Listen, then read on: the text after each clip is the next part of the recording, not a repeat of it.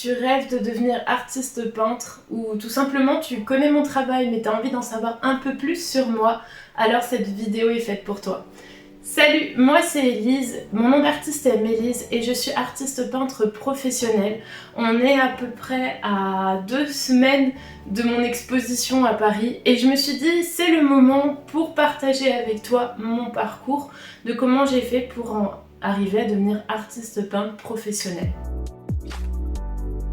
Il faut savoir une chose, c'est que quand j'ai décidé de me lancer en tant qu'artiste peintre, j'ai longtemps cherché des témoignages sur les réseaux sociaux d'autres artistes pour pouvoir justement m'y identifier et je me suis rendu compte qu'il n'y en avait pas tellement que ça sur les réseaux sociaux. Donc j'ai décidé de te partager le mien. Si ça peut te donner justement l'envie de franchir le pas et de pouvoir te lancer toi également dans l'aventure, ça sera toujours ça de fait. Alors, il faut savoir une chose tout d'abord, c'est que je n'ai fait aucune étude dans l'art. Je n'ai jamais pris de cours de dessin, de cours de peinture, je n'ai pas fait les beaux-arts. Dans mon entourage, je n'ai pas de connaissances dans l'art. C'est-à-dire j'ai pas un oncle artiste peintre ou un père aussi artiste. Je n'ai vraiment pas été baignée dans ce milieu-là. Je fais vraiment partie d'une famille, j'ai envie de dire, classique, c'est-à-dire avoir vraiment le schéma de tu vas à l'école, tu es bonne à l'école, tu réussis tes études et comme ça tu pourras justement avoir un CDI et surtout être indépendante financièrement. Donc c'est vraiment dans ce cadre-là que moi j'ai grandi. Le choix de mes études supérieures c'est un peu fait par hasard.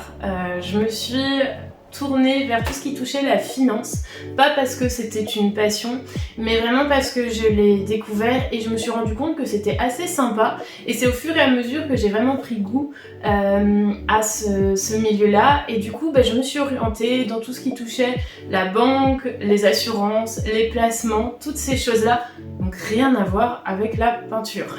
Arrivée à la vie active, je suis devenue conseillère en gestion de patrimoine. C'est un métier que j'ai vraiment adoré. J'ai pris beaucoup de plaisir à faire ça et franchement, je ne me voyais pas faire autre chose que ce métier-là. Il faut savoir par contre que c'est un métier qui demande beaucoup à donner de soi, à donner de son temps.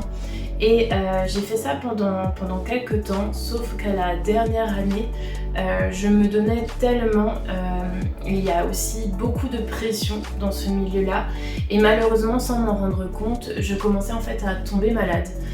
Je ne vivais en fait plus que pour ça, plus que pour le travail et au fur et à mesure, le stress a commencé à s'installer et je vivais en fait un mal-être.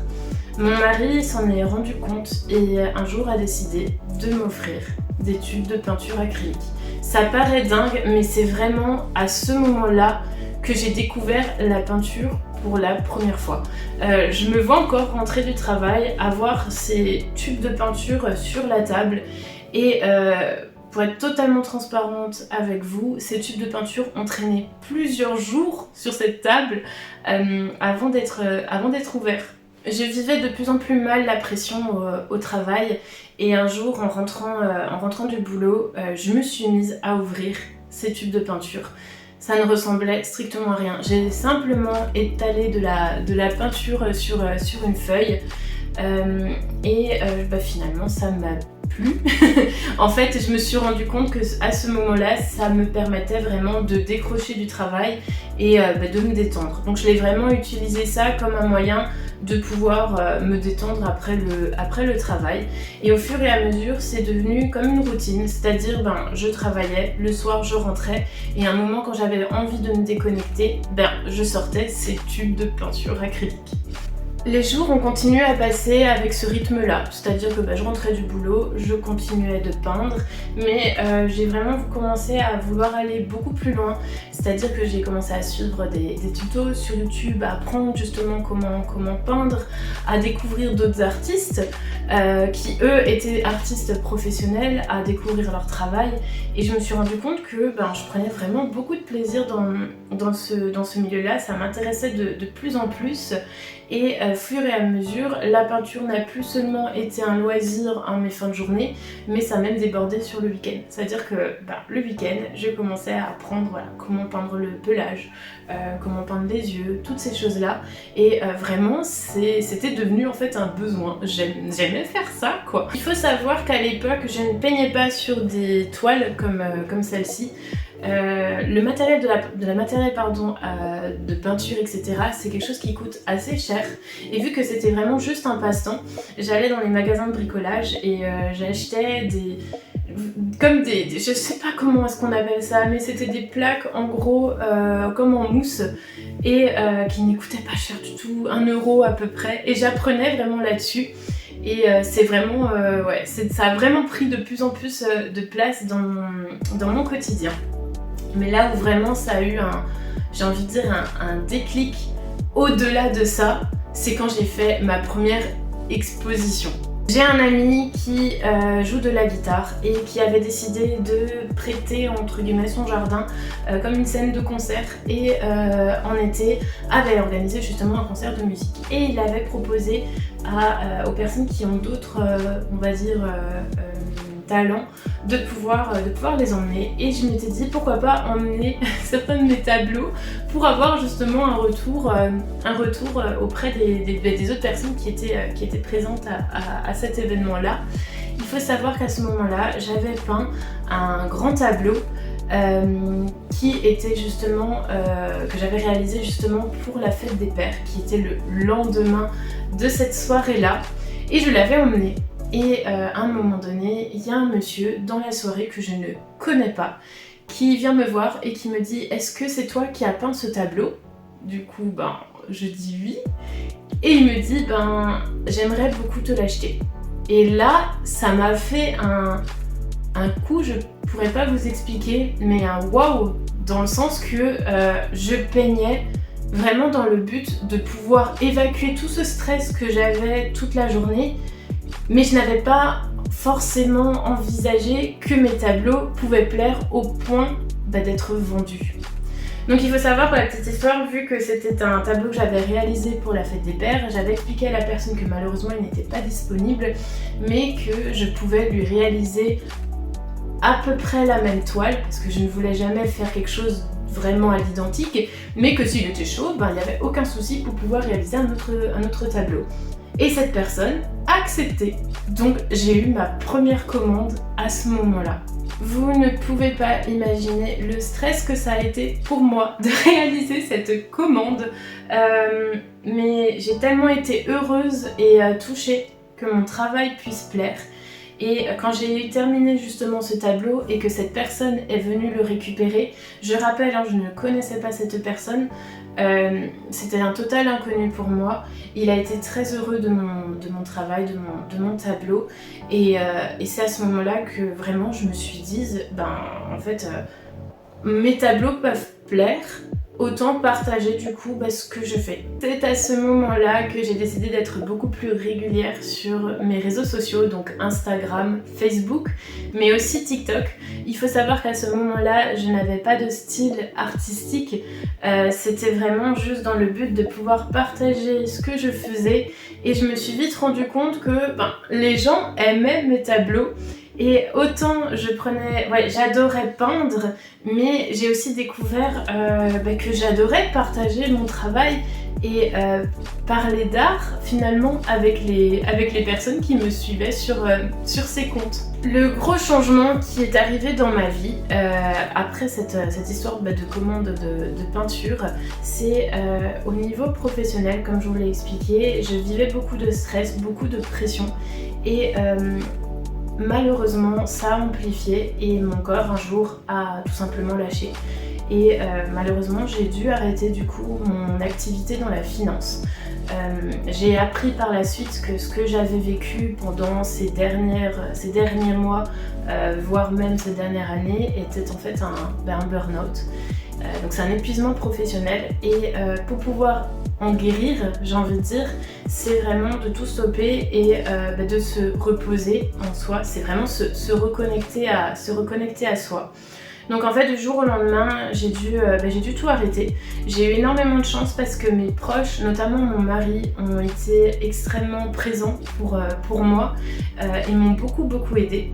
Et En soi, le problème dans tout ça, c'est que étant donné que j'avais un métier qui était très prenant, il faut vraiment imaginer que je n'avais pas de moment vraiment de stop, ça ne s'arrêtait jamais.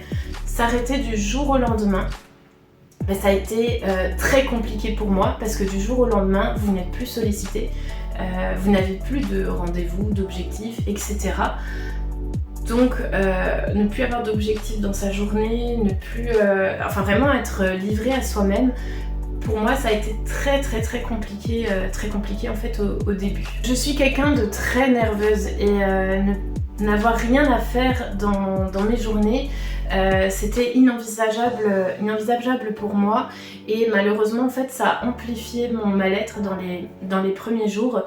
Et du coup j'ai pris la décision, je me suis dit bon vu que j'aime peindre en fait en soi, je vais le voir un peu comme un travail. C'est-à-dire que mon mari quand il partait au travail, dès qu'il claquait la porte, je me mettais derrière mon chevalet et je peignais jusqu'à ce qu'il revienne du travail et là j'arrêtais de peindre. Je l'ai fait vraiment comme si c'était mon boulot en fait finalement, donc je précise, j'étais pas artiste peintre professionnelle à ce moment-là, c'était juste que ça me permettait d'avoir justement un cadre dans mes semaines, le temps justement de guérir de ce burn-out. Avec le recul, je suis persuadée que si vous voulez réussir dans la peinture, si vous voulez réussir à peindre un oiseau, réussir à peindre un tigre ou que sais-je, vraiment ce que vous avez dans la tête, la recette miracle, c'est vraiment la quantité de peinture que vous allez réaliser, le temps de pratique que vous allez accepter de mettre dans cette pratique-là. Parce que le fait d'avoir tout arrêté du jour au lendemain et d'être rentré dans ce cadre à devoir peindre tous les jours de la semaine, il faut savoir que ça a duré des mois, a fait que j'ai énormément, et j'insiste beaucoup sur le mot énormément, progressé dans la peinture. Parce que je passais beaucoup de temps à apprendre, à regarder des vidéos, à le vivre vraiment comme si mon objectif c'était d'arriver à ce niveau-là de peinture et ça a fait que mon travail a énormément évolué en très peu de temps. À ce moment-là, j'ai décidé aussi de faire une exposition dans un village pour pouvoir montrer un petit peu ce que je faisais. Et ça a été aussi une expérience très importante dans mon cheminement pour devenir artiste peintre professionnel parce que j'ai rencontré beaucoup de monde, beaucoup de personnes très bienveillantes et j'oublierai jamais. D'ailleurs, si peut-être cette mamie un jour tombera sur ma vidéo, je voulais encore une fois la remercier. C'est peut-être bête, mais il y a cette personne qui est une fois venue à mon stand, qui me regardait peindre parce que je peignais en live à ce moment-là et m'a dit de ne jamais arrêter. Et c'est fou parce que je n'avais aucune envie en soi d'arrêter la peinture, mais cette phrase m'a suivie, m'a marquée et m'a encore plus donné envie de continuer de continuer dans cette activité-là. Mais bref, si j'ai vraiment un conseil à te donner si tu veux te lancer dans la peinture, c'est vraiment de faire des expositions. Ne reste pas bloqué dans ton atelier, dans ton chez-toi, parce que finalement ce sont les rencontres que tu vas faire qui vont changer entre guillemets ton parcours mais aussi ta vision des choses et ça m'a beaucoup aidée. Avec tout ça, je me suis mise à développer mes réseaux sociaux et j'ai aussi eu d'autres petites commandes, d'autres envies de cadeaux, etc. Toujours dans mon cercle par contre proche. Donc vraiment j'étais heureuse, mon travail plaisait et au fur et à mesure, il fallait bien que je reprenne une activité professionnelle. Il faut savoir une chose, c'est que je suis quelqu'un d'assez extraverti, je ne supporte pas l'isolement, je ne supporte pas être seule et autant j'étais heureuse de pouvoir peindre, il faut savoir que je n'avais aucune pression de la part de mon mari, de la part de mes proches, de mes amis, au contraire, mais je commençais vraiment à vivre mal d'être seule parce que finalement, mis à part les expositions et le week-end où je sortais entre amis, j'étais toute la semaine seule face à mes tableaux et ça commençait à être compliqué pour moi et de plus il était hors de question que je sois financièrement dépendante de quelqu'un. J'avais besoin vraiment de retourner dans le monde du travail et du coup j'ai commencé à faire ma recherche d'emploi. Et là il s'est passé quelque chose que je n'aurais jamais imaginé. c'est que ma recherche d'emploi, je l'orientais de sorte à avoir du temps pour peindre. En fait, si vous voulez, ce n'était pas l'angoisse de reprendre le travail que j'avais, parce que j'avais très peur justement de ça, parce que le burn-out m'avait enlevé énormément de confiance en moi, mais au contraire, c'est juste que je me disais, ah, si je fais ce job-là, bah en fait ça va me prendre beaucoup de temps et j'aurai beaucoup moins de temps pour peindre. Et je me suis vite rendu compte que le fait d'abandonner la peinture, de la mettre de côté, me créait vraiment un malaise, un mal-être finalement. Et j'ai vite compris que à ce stade-là, la peinture avait pris beaucoup trop de place dans ma vie et que je ne me voyais pas ne pas peindre. Et c'est de là qu'un jour je me suis dit, en soi, pourquoi pas devenir artiste peintre professionnel. Je vous raconte cette histoire assez rapidement, mais il faut savoir que ça m'a pris beaucoup de temps pour avoir ce raisonnement-là, parce que être artiste peintre en soi, du moins de mon point de vue à l'époque, n'était pas forcément un métier. J'avais très peur dans quoi j'allais m'embarquer, mais je sentais vraiment que j'avais le besoin, l'envie de faire ça. Et je continue à croire qu'il n'y a pas de hasard parce que, encore une fois, c'est mon parcours, c'est comme ça que je l'ai vécu.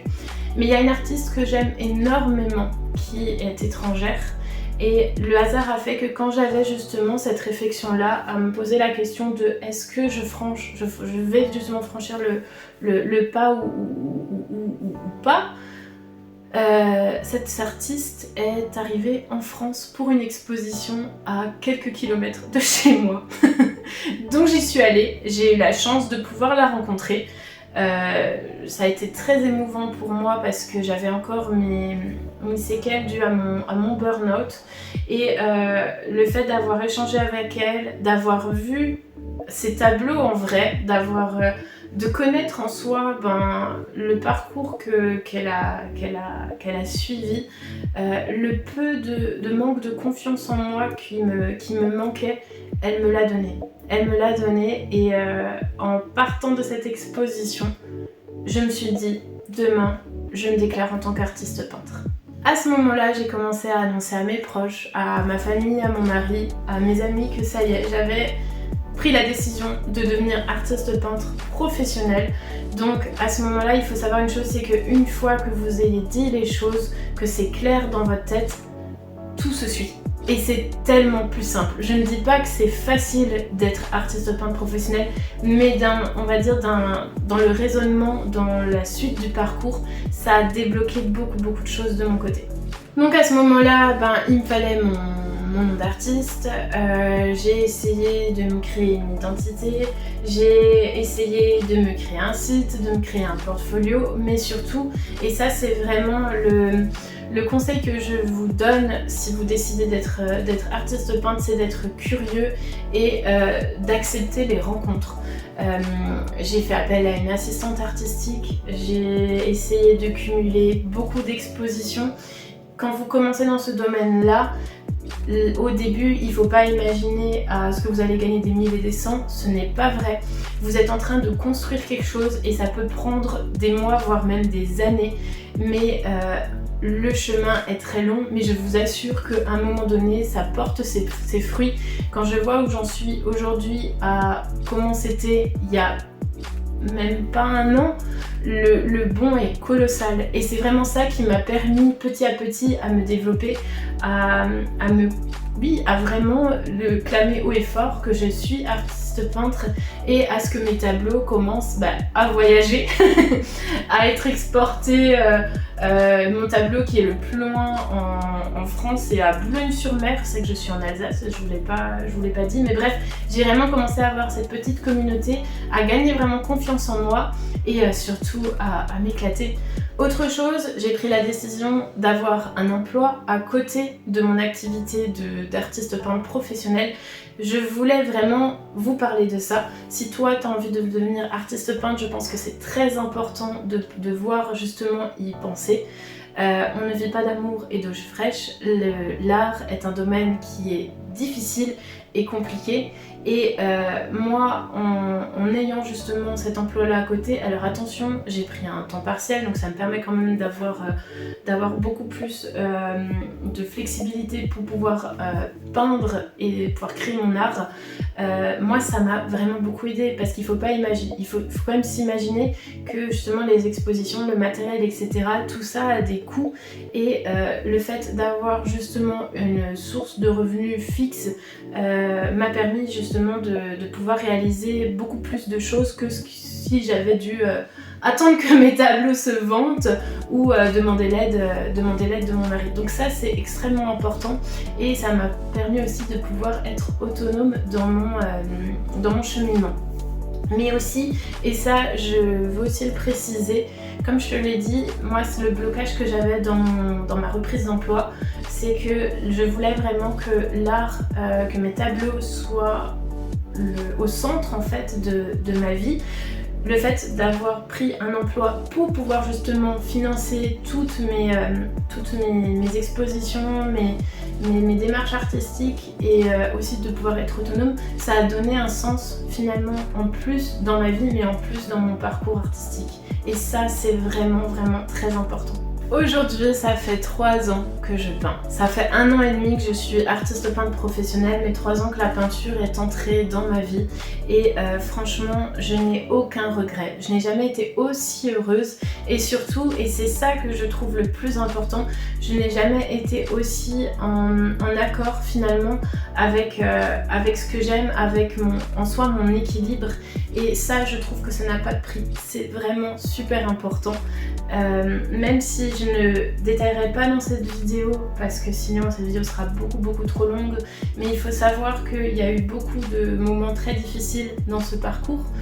J'ai fait aussi de mauvaises rencontres, il faut aussi en parler. C'est aussi un milieu qui peut être à la fois très bienveillant mais aussi comme dans tout, on peut aussi faire des rencontres qui ne le sont pas, mais vraiment avec le recul, avec tout ce chemin que j'ai parcouru, je suis vraiment très heureuse de là en fait où j'en suis. Et si vraiment au fond de toi tu as envie de franchir le pas, j'ai envie de te dire vas-y, tu ne risques rien. De toute façon, tu ne le sauras qu'une fois que le pas justement sera fait. Quand je vois l'évolution que j'ai aujourd'hui comparée à il y a 1 an, 2 ans, jamais j'aurais imaginé arriver à ce stade-là. Et je pense que dans 1 an, dans 2 ans, voire même 3 ans, ça sera totalement différent. Peut-être que j'aurai totalement un autre discours. Mais je pense que la vie doit être vécue et que quand on sent qu'il y a quelque chose qui nous anime, quelque chose qui nous donne tellement de plaisir, il faut y aller, il faut. En tout cas, j'espère que cette vidéo vous aura plu. N'hésitez pas à me suivre sur les réseaux sociaux si vous ne connaissez pas encore mon travail. Je suis sur Instagram, Facebook et TikTok. Mon nom d'artiste est Mélise. Et n'hésitez pas à me laisser un commentaire si vous avez besoin de partager quelque chose ou si vous avez des questions.